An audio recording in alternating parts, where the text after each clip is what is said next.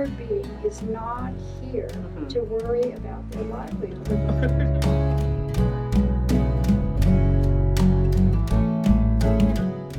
The nine-centered being is not here to worry about their livelihood.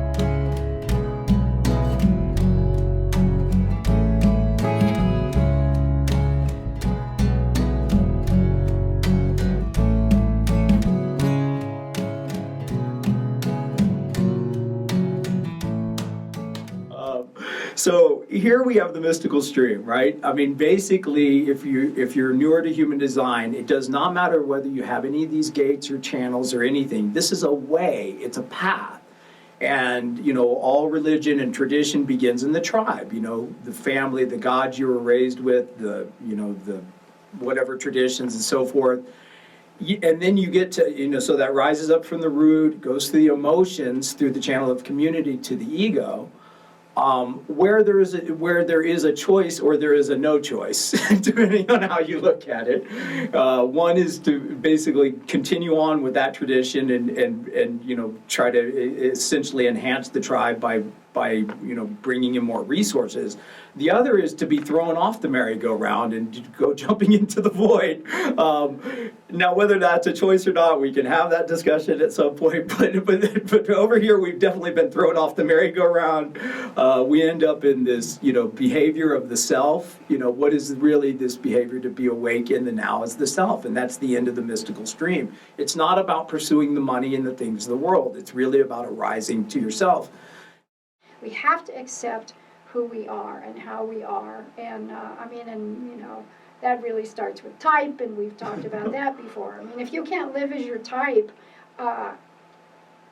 you're going to be, you know, without your signature, you're going to be, if you're a generator, you're going to be frustrated. Mm-hmm. You know, if you're a projector, you're going to be bitter. You know, if you're a reflector, you're going to be disappointed. And if you're a manifestor, you're going to be angry. I mean, you are not going to reach this place of acceptance, and that acceptance, I think, and the other thing that I have to say is this is all a process, okay? It isn't like there's a moment and, oh, I'm enlightened and now I'm in this state all the time. I mean, it's a process, yeah. And I think that self-acceptance, you know, ultimately it can move to self-love, and that at that point, this is when you really, you know, you get the joke. Yeah. You get the joke, you get your place, you really understand your place, and this makes it possible to really awaken, to be able to be present in the moment, see the movie as it is, and at the same time, because I think this is the other thing that we all have to understand, is that there is this level of detachment because you're watching the movie, and at the same time you are totally in the movie.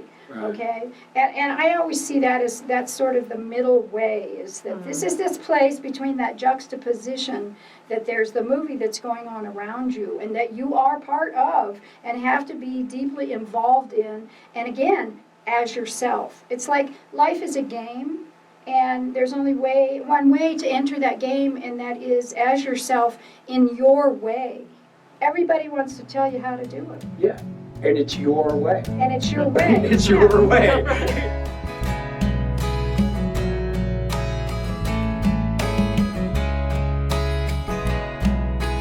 Goodbye. But there's something about who you are and how you are that is not acceptable anymore, that makes throwing yourself into the void, whatever that looks like, okay, the only possibility. You just know where you are is never going to satisfy you if you're a generator. It's never going to be successful for you as a projector. It's never going to surprise you if you're a reflector. And God damn it, you're never going to find peace if you're a manifestor. And that there's something in you, and I would call it your personality crystal, that's saying, enough now, okay? You gotta jump. You gotta leave this behind and find your life, your way.